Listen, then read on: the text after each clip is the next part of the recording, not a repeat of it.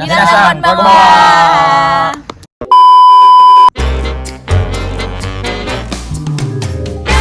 Guys, kembali lagi di channel Japan Medok. Dan kali ini gue bakalan bikin video tentang apa tujuan kita ke Jepang dan juga biaya di Jepang, dan selanjutnya itu salah satunya apa persiapan kita kan pergi ke Jepang. Dan tentunya tuh saya berdatangan teman saya, salah satunya teman saya yang ada di sini berdua. Dan ini teman saya namanya, nama saya Ricky, saya berasal dari Provinsi Lampung, khususnya di Kota Metro. Saya Novita. Dari Ricky itu sekarang statusnya pelajar atau pekerja atau status apa sekarang di Jepang? Saya di sini statusnya pelajar. Udah berapa tahun tinggal di Jepang? Saya sudah 2 tahun lebih tinggal di Jepang. Mau narita nih. Contoh. Dan si Novita? Gue udah 3 tahun di sini, udah hampir 3 tahun. Terus kalau hidup di Jepang itu contoh taiheng, tomo. Sini. Dan di Jepang itu kalian di sini tuh biasanya pelajar itu bekerja sambil kuliah ya. Dan kerjaan kalian di sini tuh apa? Part time sih, kayak kerja di restoran, di supermarket, kombini apa ya? Kalau di Indonesia kayak Alfamart, Indomart gitu-gitu deh. Dan itu sistem kerjanya gimana? Kalian sekolah dari juga pergi kerja, itu ngatur waktunya gimana kalian? Kalau aku itu kayak kan waktu itu sekolah Nihongo Gakko, sekolah bahasa Jepang itu siang dari jam 1 sampai jam 4 sampai jam 5. Paginya itu kerja di kombini itu kayak di Alfa itu tadi sampai jam 12. Dari jam 7 pagi sampai jam 12. Habis itu karena kombini saya sama rumah dekat, jadi pulang dulu, ngambil tas, terus berangkat sekolah langsung. Habis itu langsung berangkat kerja lagi di tempat lain. Dan menurut kalian berdua itu di sini tuh gimana? Tinggal di Jepang enak enggak atau berat? Mungkin taiheng apa? Ya kalau dibilang enak ya ada enaknya. Kalau dibilang berat juga ya semua itu tergantung dari diri masing-masing. Dan kayaknya kalian udah pernah di sini udah lama, dan motivasi buat orang-orang yang atau teman-teman kita yang baru mungkin mau datang melihat video ini tentang gimana sih persiapan kita datang ke Jepang, apa persiapan banyak itu apa sih buat ngasih tahu di teman-teman kita kalian. Nah, masalah persiapan dulu saya sebelum datang ke Jepang juga bahasa saya juga sangat buruk lah. Saya minder ya nggak lama lah saya belajar di Indonesia itu kan. Jadi bahasa itu agak sedikit ya. Jadi saya kalau di rumah itu setiap malam itu apa saya ini bisa hidup di sana karena bahasa saya yang belum begitu bagus.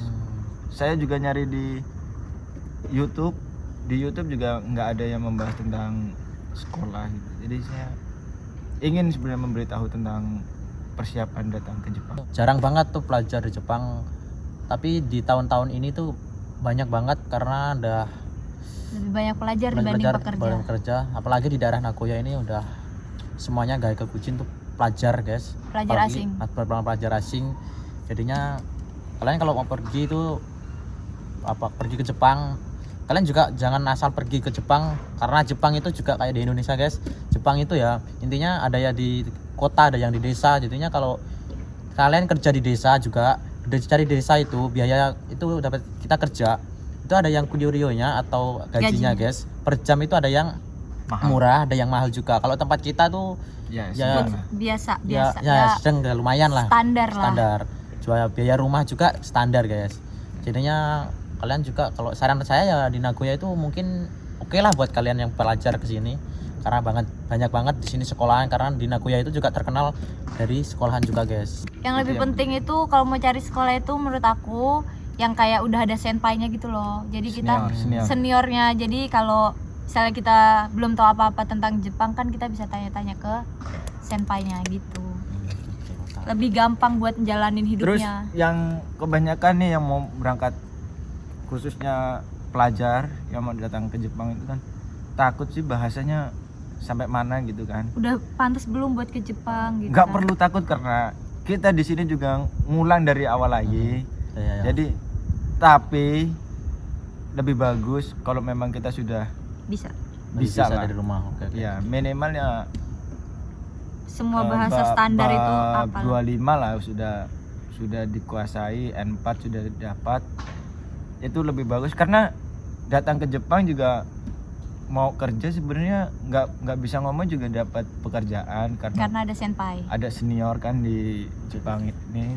Tapi kalau misal kita bahasa kita sudah bagus, itu bisa kita bebas mau kerja apa aja di mana aja dan pasti lebih ringan dapatnya. Dan kalian di sini kerja part time. Kerja part time itu sistemnya kalian cari kerja itu sistemnya kayak gimana? Cari sendiri atau dicariin dari sensei atau cari itu infonya dari mana kan? Kalau dari sensei itu juga bisa dapat. Terus kayak ada kayak broker. Ya. Brokernya itu ada lagi juga. Kalau cari sendiri juga bisa. Kalau udah bisa bahasa sih saya menyarankan untuk kayak lebih nyari kerjaan sendiri, kayak lewat HP, nelpon Karena bisa misenya. Ya, karena kita milih pekerjaan kan sesuai kita cocok enggak, kita bisa enggak, orang-orangnya enak enggak. Yang penting sih orang-orangnya sih kalau menurut aku kalau kerja.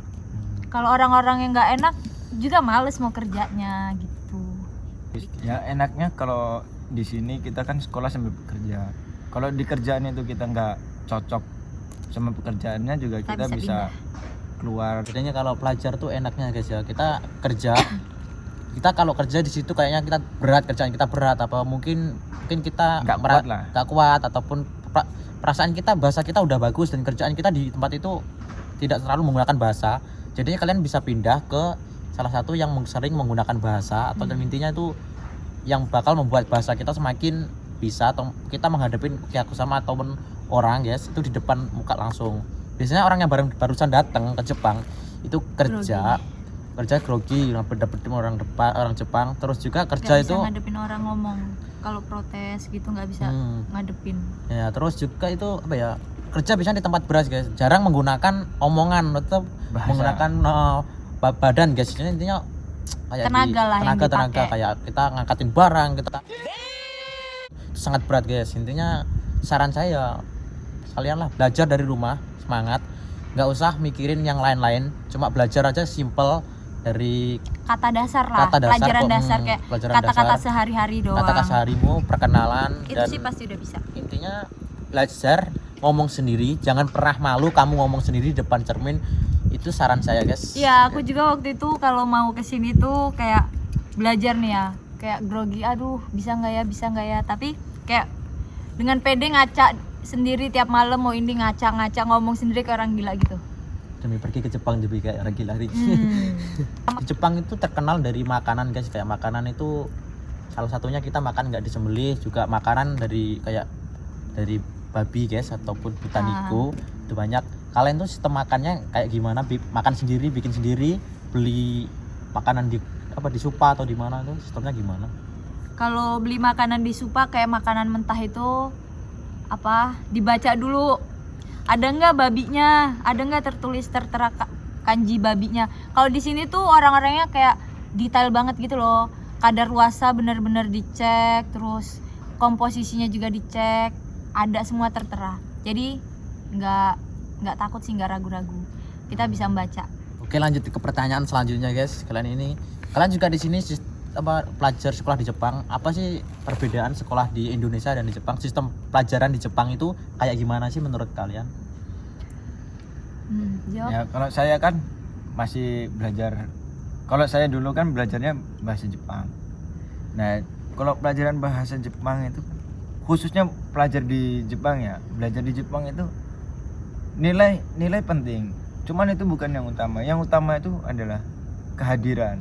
Karena kehadiran kita juga penting untuk memperpanjang visa kita untuk selanjutnya sih kalau menurut saya. Karena visa itu kayak jantung kita di sini. Kehadiran di Jepang. Yang penting tuh berangkat terus sih, mau di kelas tidur, mainan apa, nggak apa-apa. Yang penting berangkat. Nilai juga menurut aku kayak nomor terakhir sih dibanding kehadiran. Dan kayaknya kayaknya di Jepang itu terkenal apa ya namanya, KBC itu kalau di bahasa Indonesia kayak disiplin. Disiplin jadinya. Jadi kayak harus tepat waktu. Kamu kalau intinya kerja kayak sekolah itu, kamu intinya kerja jam 9, kamu datang jam 9 pas, itu dibilang kamu oso itu lambat gitu loh. Jadinya 15 menit atau 10 menit itu harus kamu udah di tempat. Kalau emang ada kayak, kalau emang udah apa sih, kayak emang terlambat, kayak emang datangnya terlambat, mau terlambat atau ketiduran, kesiangan, kereta telat, bis telat, itu tuh kita harus nelpon. Karena di Jepang itu sering bilang banget kalau telat, iya. Orang bunuh diri di kereta, jadinya keretanya telat guys. Terkadang juga sama bosnya yang di kerjaan itu juga apa namanya, kayak khawatir sama kita gitu, kok udah waktunya masuk belum masuk, apa ada kecelakaan atau gimana juga. Jadinya kita harus nelpon. Nah kali ini pertanyaan selanjutnya tuh, dan kalian tuh pelajar guys ya, sistem jam kerja kalian itu dalam seminggu itu kayaknya ada perbedaan dari itu pekerja di Jepang, itu kayak gimana sih perbedaannya tuh guys? Kalau untuk pelajar itu dia ada aturan rurunya sendiri. Jadi per minggu itu dibatasin 28 jam. Nggak boleh lebih, tapi kalau kurang bagus. Nah, mungkin kalau kurang ya kurang duitnya. Duitnya juga. Oke. Kalau kurang duitnya nggak bisa bayar sekolah. Jadi kita tuh di sini tuh sebagai pelajar tuh saling bergantung lah. Kayak kita nggak berangkat sekolah, kita nggak dapat visa. Kalau kita nggak kerja, kita nggak bisa hidup gitu. Pengalaman dari senpai itu kayak Senior lah ya. Senior ya. Dia orang itu tuh kerja kalau lebih dari 28 jam itu tuh kayak berpengaruh di visa mereka. Kayak misal mereka mau daftar di perusahaan gitu, daftar kerja di perusahaan, itu tuh ngaruh banget karena bisa aja kita ketolak karena jam kerja kita kelebihan. Dan kali ini pertanyaannya, kalian di sini berdua bukan maksud Daigaku tapi Senmongaku ya. Senmongaku tuh kalau di Indonesia kayak apa ya? Bukan kayak sekolah kejuruan gitulah. Ya. Jurusan habis itu kamu daftar kerja gitu ya guys. Ya bisa daftar kerja, bisa lagi daftar ke universitas. Universitas. Ngapain kalian kalau berdua nggak pingin ke Daigaku, malah kok ke Senmongaku? Kalau menurut aku nih ya, kalau ke Daigaku itu tuh kayak Jikang Kakaru gitu loh, kayak lama banget. Soalnya kalau kita tuh kerja buat bayar sekolah kan ya, jadi kita tuh bakal capek kayak gitu sih menurut aku. Jadi kayak lebih baik, lebih cepat lebih baik. Tapi kayak, bukannya lebih baik di kuliah kita ke sistem ke universitas gitu? Kalau itu sih kalau tergantung diri sendiri lah ya. Tergantung orangnya sih, tergantung orangnya. Tapi juga di Jepang kalian lulus Senmongaku ini, kalau kalian nggak pingin kerja, kamu malah lanjut ke universitas. Itu bisa kan kayaknya? Bisa. Itu lebih gampang sih daftar ke universitasnya karena kita udah punya sertifikat Daigaku. Terkadang kan kenapa orang milih Senmongaku atau sekolah kejuruan, kan itu kan di sekolah kejuruan itu kan cuma 2 tahun. Kalau di Daigaku atau universitas itu kan 4 tahun. Karena kita sudah 2 tahun di sini, ditambah 4 tahun. Ditambah 4 tahun kan agak sedikit khawatir dengan usia ya? Khawatir dengan usia juga khawatir bisa selesai atau enggak, lulus apa enggak. Tapi di sini lulus itu tuh tergantung dari kehadiran sih ya. Kehadiran. Dari kayak alfa kita. Jadi kalau menurut saya gimana ya, kita lulus apa, ibaratnya kita Senmongaku atau surat kejuruan itu udah lulus, lanjut ke universitas, kita udah punya sertifikat gitu loh, sudah punya apa namanya, ijazah dari Senmongaku yang 2 tahun itu gitu sih, menurut gue sih. Oke, dan sekarang saatnya kita haus dah berbanyak bincang-bincang, saatnya kita kanpai guys. Kanpai dulu. kanpai. Biru janakute remonti. Kanpai.